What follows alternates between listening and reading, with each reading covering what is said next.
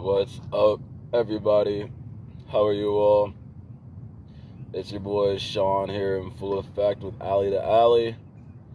And in this tutorial, we are going to discuss tennis fundamentals, all you need to get started with tennis. And all you need is a racket, one ball, and a tennis court. And we're going to cover everything you need to know to get you started on your tennis journey. This is not to say, as a disclaimer, this is not to say this is everything you need to know about tennis, but this is everything you need to know to get started. That being said, let's commence. So to start off, we are going to go over the anatomy of both the racket and the court. And this is going to come in handy when we're discussing strategy for both singles and doubles. There's a single strategy that's intrinsic to singles, and there's this double strategy that's intrinsic to doubles. They're two completely different games. So, as far as understanding the mechanics behind shots such as a serve, forehand, backhand, and volley, and overhead, this is where the anatomy of the racket comes in handy. And so we're going to keep it very simple regarding the anatomy of the racket.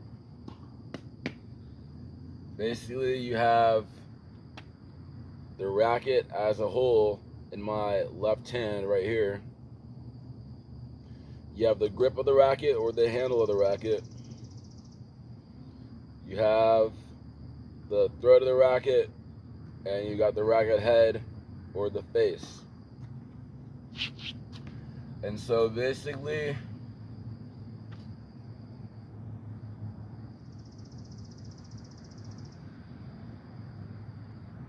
with regard to the racket head, the bigger the racket head, the more margin of error you have, and the more power you can get off the racket head. Just inherent to the properties of the racket. The smaller the racket, the more control you naturally get, but you have a greater chance of making an error in terms of striking the ball. That's not that important. It's just an extra side piece of information.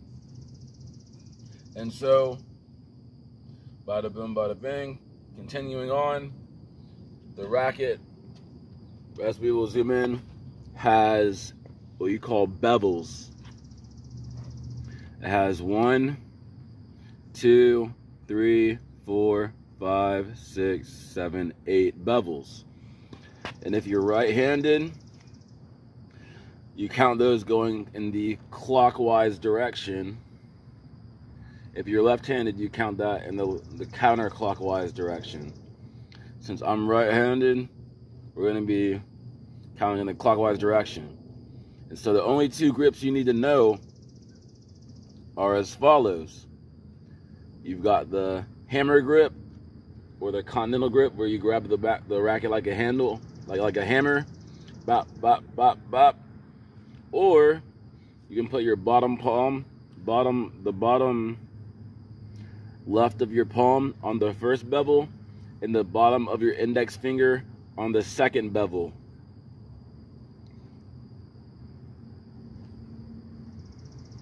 And this is your continental grip, which will be used for volleys, the backhand, and the serve. And then for a two-handed backhand, you'll put your left hand, the bottom right of your palm on the third, and the bottom of your index finger on the third bevel. Speaking of 3 and 3, that's the exact same grip you will use with your right hand on the forehand grip. This is called the Eastern grip. And I'm fully aware that there are other grips you can use, but I take a classical approach when teaching the forehand, because in order to replicate the semi-western and western grip, this is the foundation, whereby you will just eventually put the bottom of your index finger on the 3.5 bevel, and you can replicate the western grip without without the negative aspects of the western grip and the semi-western grip, i.e. you can't hit low balls that well, even though they do work really well for high balls. And so, once again, this is the grip of the racket. This is a third of the racket. This is the face of the racket, or the racket head. And you have the hammer grip, bottom right palm, bottom left palm on the first bevel, bottom of the index finger on the second bevel, bada boom, bada bang.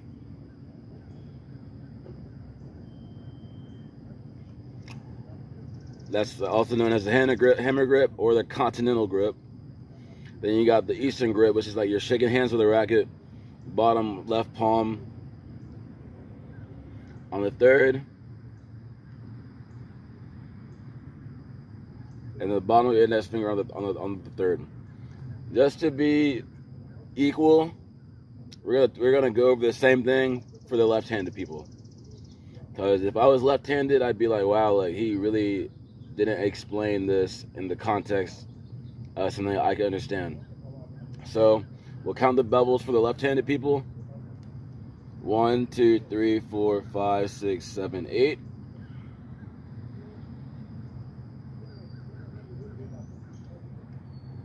And you'll use your hammer grip like this, or the bottom right of your palm on the first and the bottom of your index finger on the second.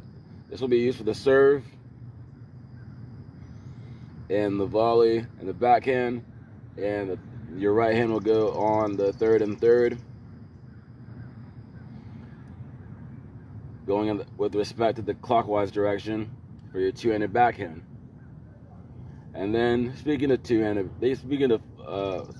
backhand, speaking of third and third, that's how you hit the forehand. Bottom right of your palm on your left hand, and then the bottom of your index finger on the third, as if you're shaking hands with a racket.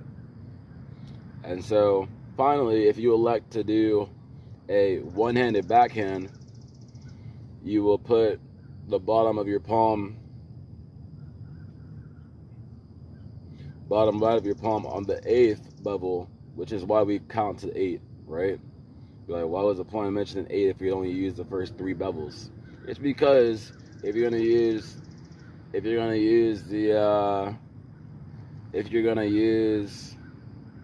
a one-handed backhand, you're gonna do 8. Bada bing, bada bing. For your bottom right of the right-handed, and then you're gonna put it on your bottom index finger on the first. You hit that one-handed backhand. Similarly, with respect to the counterclockwise direction, your bottom right palm for your left hand, if you're lefty, will be on the 8th, and your bottom of your index finger will be on the first for the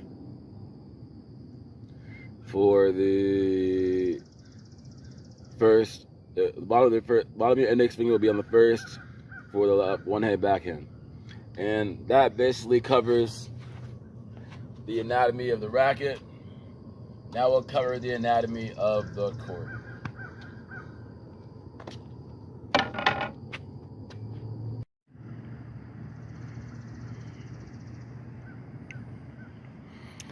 So this is the tennis court. As you can see, going from left to right, you have the outside sideline for the double sideline.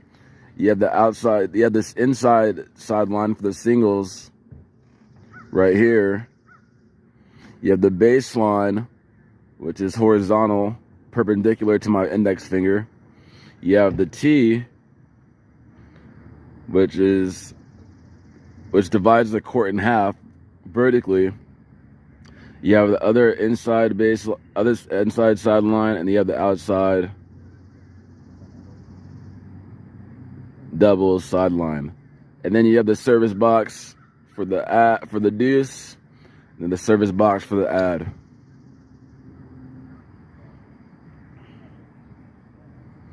And that's basically the anatomy of the court.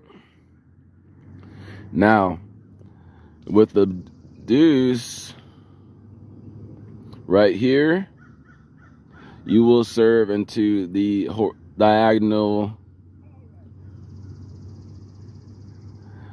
service box on this side right here.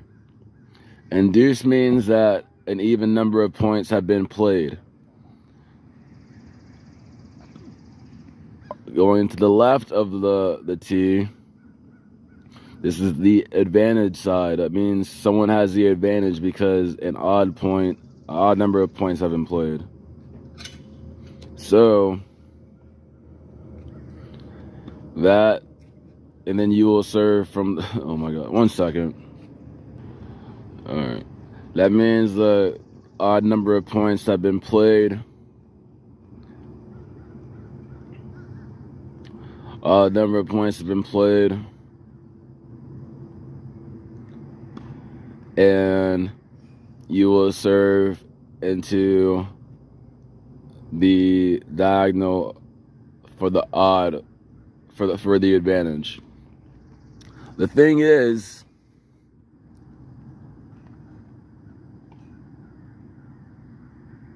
most of the break points will be played on the advantage side, whereby you've got love 40, 30-40, and add in.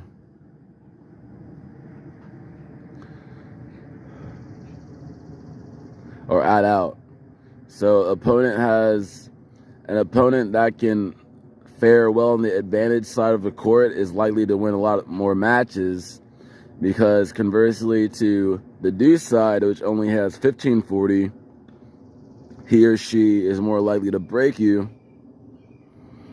on the advantage side, which is why you want to be better at returning on the advantage side, just to play high percentage tennis. So, that being said,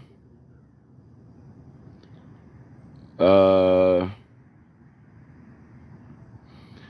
is the anatomy of the court. And now we have one more thing to talk about. We have the net itself. Now, a standard net is going to be 3 feet in the center, and then going to the outside, it will peak at 3 feet 6 inches. This is going to be lower in the center and higher as you get further out.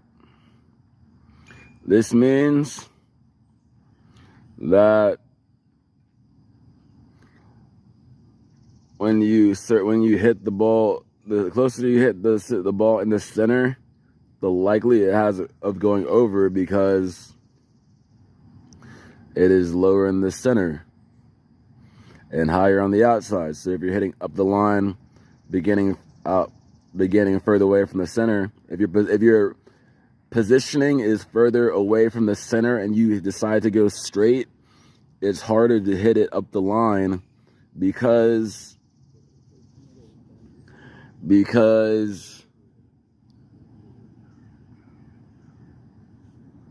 the net is higher and there's less court to go in through, mathematically speaking, of course.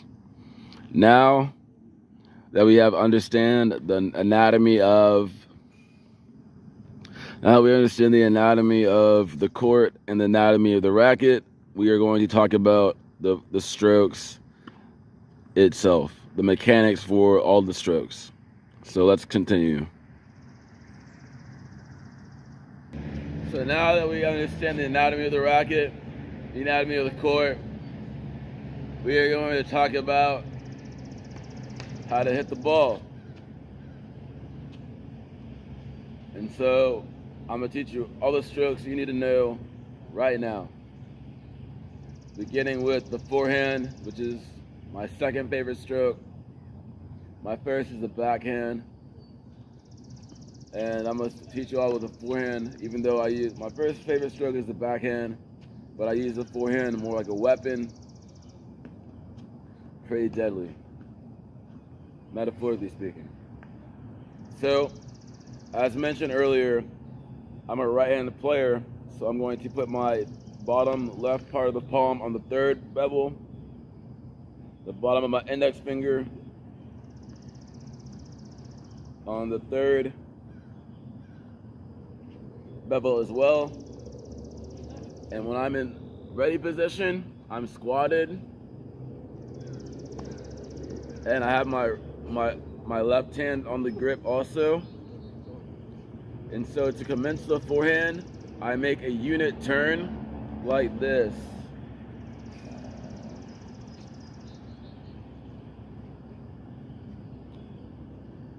Now, I'm going to open the door metaphorically with my right hand. I'm going to take the racket back.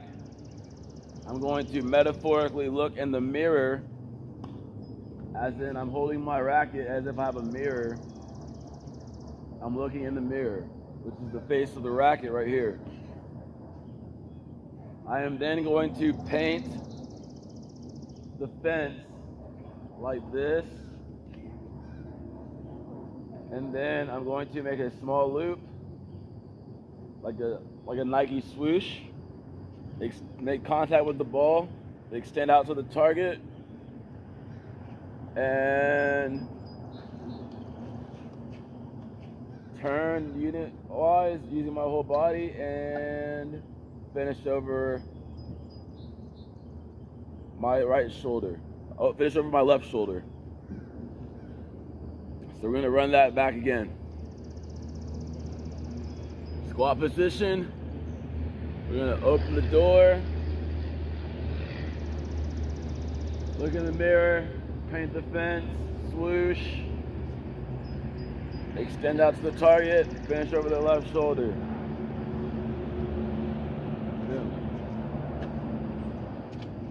Now, for the backhand, it's the same thing. But before we begin with the backhand, I just want to clarify some nuances for the ground strokes.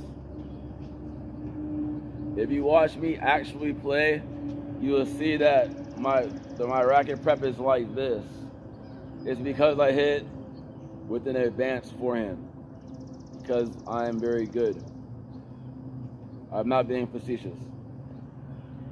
I say this to say, the reason we open the door and paint the fence is because beginner players have a hard time generating their own pace and generating their own momentum, which is why you want to open the door and take a big loop in order to get your own pace. Once you have and develop the feel for the ball, the feel for the racket, what you call quote-unquote touch, that is when you don't have to take a big loop, when you can just drop the racket down, take it back, and then smack the ball, all while feeling the same effect as if you were opening the gate, painting the fence, and taking that loop. You still get the feel. Now, let's commence with the backhand. We're gonna do the same thing. So we always begin our grip in the forehand grip. We have both of our hands on the racket. My right hand's in the forehand grip, and I'm going to use my left hand to get it in the backhand grip, or the continental grip. I'm gonna make a unit turn. I'm gonna take the racket back.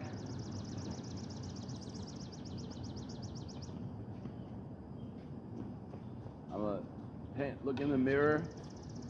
The mirror is not going to be as pronounced as it is with the forehand because you have restrictions, because you have two hands on the racket. But nevertheless, you are looking in the mirror. Look in the mirror, paint the fence. Small circle, extend out to your target, finish over your right shoulder.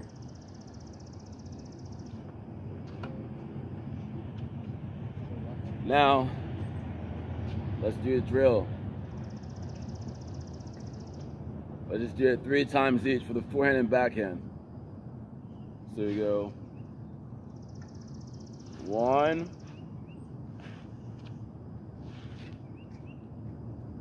2,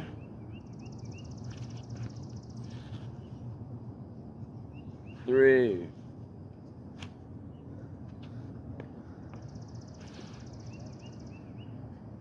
1, 2,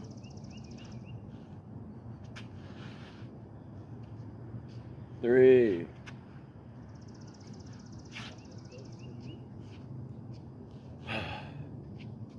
Now we're going to do the backhand and forehand volley.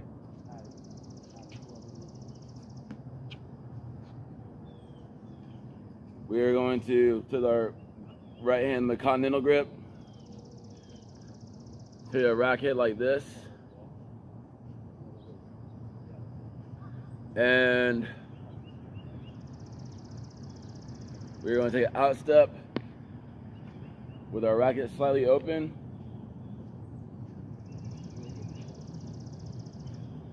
and then we're going to take our left foot, our left leg, put it forward, and take a slight jab with the ball as if you're almost catching the ball, but you're redirecting it. Same thing with the backhand. Take an out step with your left foot. Take your right hand, take your right leg forward. Boom.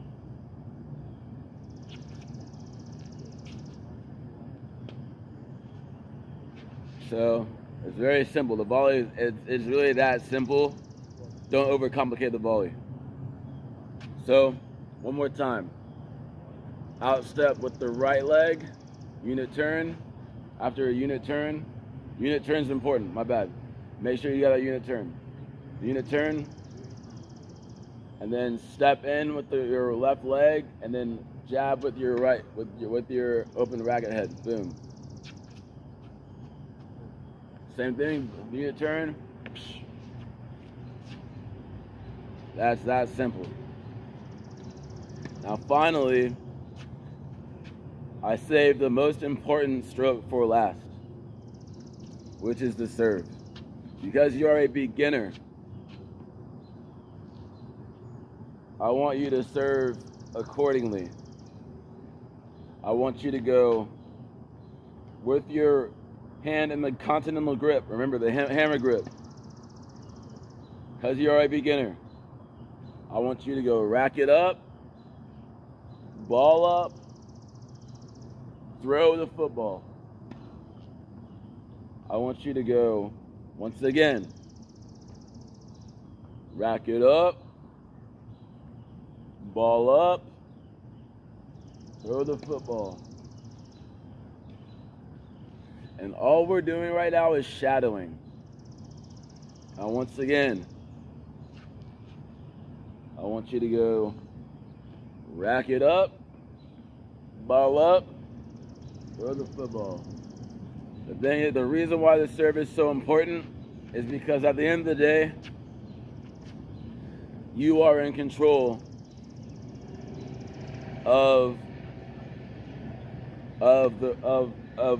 the match based on serve. If you never get broken and you break the opponent once, you will win all your matches just by virtue of how the game is set up. That's really unlikely to happen because there are good returners out there. But the point is, I say this to say, hyperbolically, you want your serve to be very good. You want your serve to be very good. That being said, now,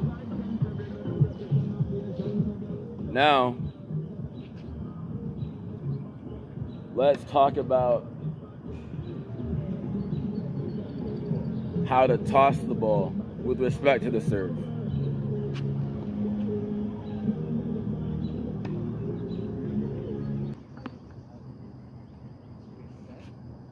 Yo, what's up? It's your boy Sean Patterson in full effect with Alley to Alley. We got you covered. And in continuation with what we were saying earlier, we are going to talk about how to maximize your serve, which is the most important stroke in tennis, because theoretically, if you never get broken in your serve, you have a high probability of winning a match. Now, remember, the serve, continental grip or hammer grip, rack it up, ball up, toss, swing from like 7 o'clock to 2 o'clock, follow through. Remember, rack it up, ball up, swing, 7 o'clock to 2 o'clock. And that's how you hit a slice serve. And I want you to keep in mind that when you do this,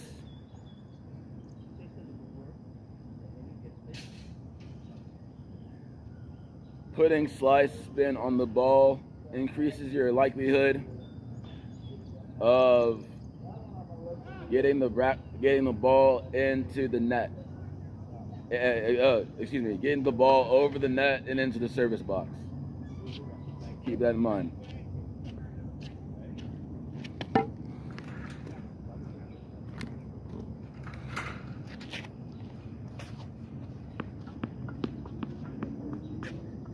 So, right now, I'm going to illustrate that to you. Right now, with the racket up, ball up, swing.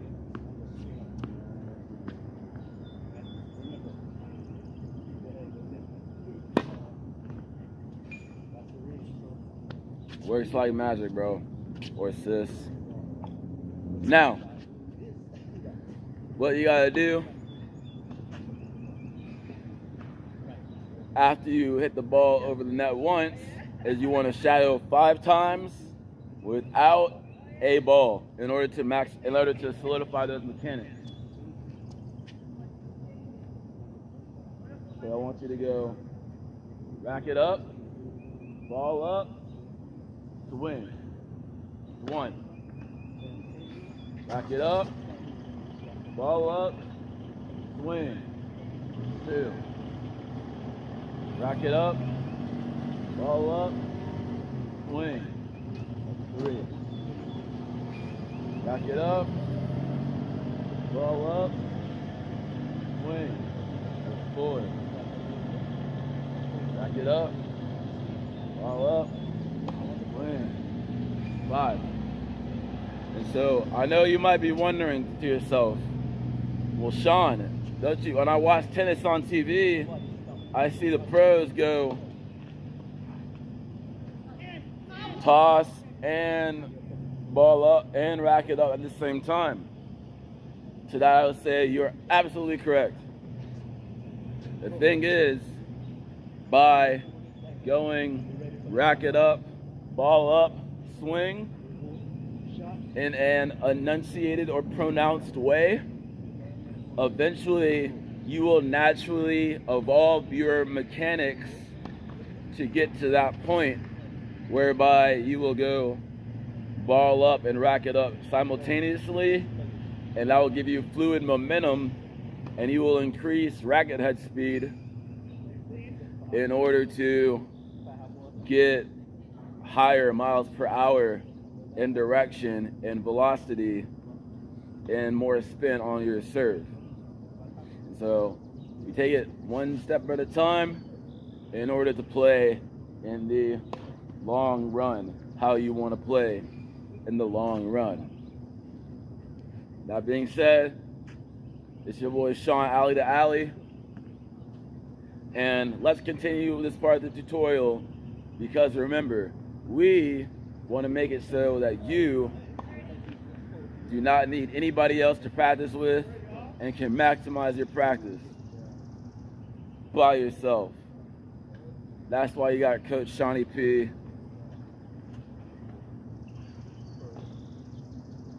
at your service. No pun intended. That being said, let's continue.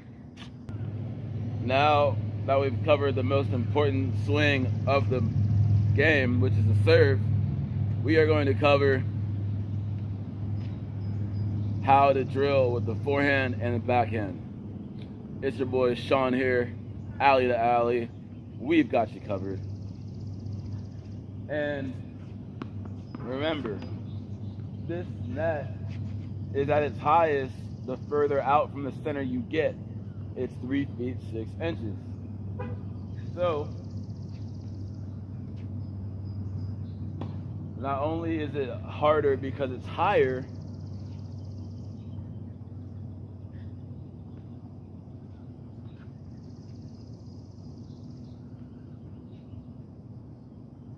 it's not as long because you are hitting the ball straight and not on the hypotenuse of the court. And so just to go over the forehand mechanics again, you're gonna go boom, unit turn, open the door, look in the mirror, paint the fence, swoosh, hit the ball. And when you hit the ball, you want to go low to high, and you want to brush the ball and create top spin. Just to clarify, we didn't really cover that last time, but it's okay. You go low to high, that's what we mean. You want to go low to high when you hit the ball and finish over. Create, and then after you do that, finish over your shoulder for a complete swing. Now, with regards to doing what? Forehand, forehand, forehand. Basically, a simple drill to cover this is that not only are you going to increase your direction and accuracy, you're going to increase your RPMs for the spin on the ball. So I'm going to show you how to do it. Watch. Basically, you just want to get in the center of the alley. You go on the other side, you can do the backhand.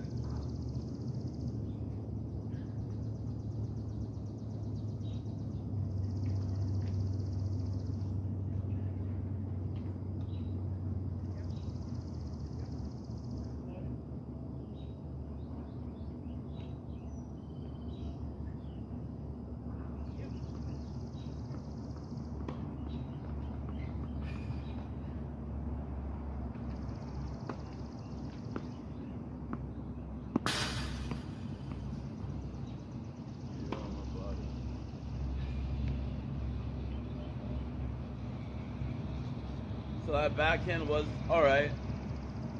The thing is about the backhand, if you're using two hands, you gotta drop the ball, put your grip on the handle, and then hit the ball. So it's hard with the backhand, but you get the general point. So just repeat this, and if you can do 100 of these a day and increase the number of shots you get in per 100, increase your percentage, you're well on your way to being a good tennis player.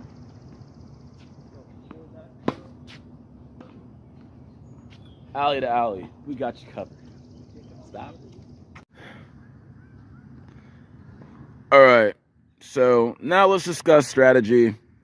I was going to do a little mock-up on the computer, but I figured, hey, we're already at the court.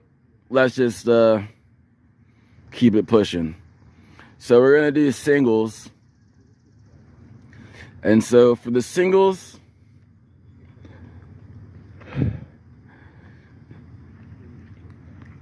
no matter what, you want to follow what's called the directionals. And so if I'm hitting a forehand and I'm on the deuce side, my natural proclivity with respect to the angle of my body is towards going diagonal, going across, or what we call cross court, across the court. If I get a short ball in no man's land, which is this area right here, this big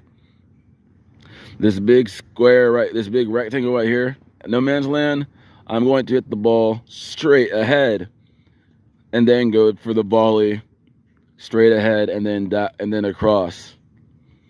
And then once again, just to repeat that, if I'm on the deuce side and I get a forehand, I'm going to go across court. That's if the ball's deep. If it's a little bit short, a little bit past the service line, I'm going to go straight ahead, hit that volley, and then end the point. You don't ever want to hit more than 2 volleys as a rule of thumb. It's just inefficient. And the more volleys you hit, the more likely you are to lose the point. Now, what I'm about to say to you is very important. So please pay attention. I'm going to say it after I say this. So imagine if I get a backhand on the deuce side. Where does it go? Cross court? Maybe, if you're that good. But because we're following the directionals, we want to put that puppy up the line and then haul it to deuce, haul it to the ad side. Because the opponent has a natural proclivity to do what? Go cross court again on the backhand side. Now here's where you become dangerous as a right-handed player in the singles realm. If we're cross-courting backhand to backhand to backhand to backhand from ad to ad, and I get a forehand, where does it go? Does it go up the line again? Sure, it can do that, but you can also go cross court because it's a low percentage shot. It's still a high percentage shot. And that's why you want to really develop that forehand to be very dangerous. Because if you have a forehand on the ad side, you can go cross court, or you can go up the line, and you can really confuse your opponent about what to do. Similarly, if it's just past the service box, if the ball is just past the service box, you can go straight ahead, finish the 2 volleys. Now, remember, get a forehand on the deuce, go cross court. And why is that? Remember I said the hypotenuse earlier? Remember I talked about that? If not, it's okay. Well, geometrically speaking, we have a rectangle, and that can be divided into 2 triangles. You have the length, the width, you have the hypotenuse. The hypotenuse is the longest side of the triangle, just by what we call mathematics. It's a scalar triangle, I think, because no two sides, like all the sides are different, and the longest side is always going to be the hypotenuse. So not only so this gives you more room to hit the ball into. That's why we practice that drill where we go straight ahead, because if you can hit straight ahead over the highest part of the net, you can hit diagonally over the lowest part of the net, which at this point is 3 feet. Remember, the drill we're doing, the net is 3 feet 6 inches. So if you can go over the hypotenuse of the low, if you go over the highest part of the net, and one of the highest part of the net, and one of the sides that's not as long as hypotenuse, you can definitely hit it within the court over the lowest part of the net, and the side is the hypotenuse. So that's why we go cross court for the forehand, and directionally we go over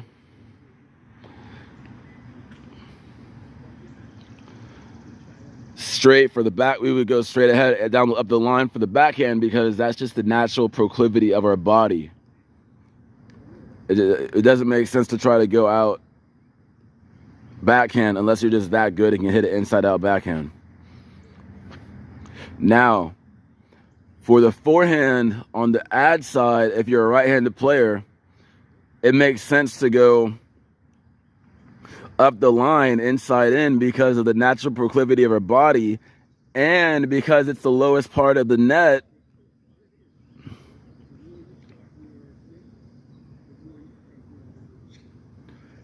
And the hypotenuse, and because slightly because of the angle of our body. That is why we're able to go inside out. And so if you're rallying cross court, backhand to backhand, and you get a forehand, you can go inside out or inside in. Now, bada boom, bada bing. We get a ball that's around here, no man's land.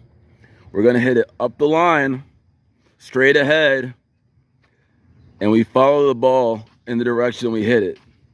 That's going to cut off the angles. And as we move forward,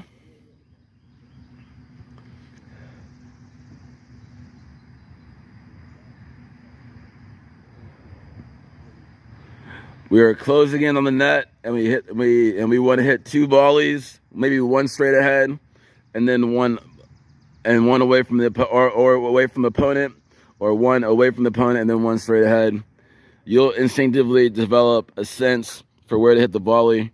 Generally, you might want to keep the ball straight in front of you for the first volley, so you can continue to close off the angle, and then you can close off away from the opponent for the second volley and the point. And if the opponent lobs, you can always hit an overhead and end the point. And the overhead is basically the same point mechanics as the serve, so I'm not going to go over that.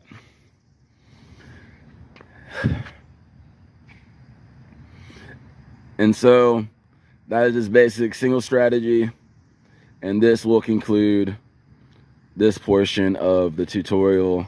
Alley to alley, we've got you covered. Alright, I said I wasn't gonna go over the overhead in full detail, but I'm going to teach you how to do the footwork for the overhead. So once you get the overhead, it's very simple. Mechanically, it's similar to a serve. Footwork wise, you're going to step forward and push off with your left leg, and then go back, and then you're going to lift up, overhead, and put it away. You should never hit more than 2 overheads, if at all 2 overheads. So that being said, it's your boy Sean with Alley to Alley. Thanks for watching the Tennis Essentials tutorial. As we progress with the tutorials, we will cover more advanced concepts. This is enough to get you started. And I hope you have a fantastic day. It's your boy Sean Patterson, full effect. Alley to alley, we got you covered. Stay up. Peace.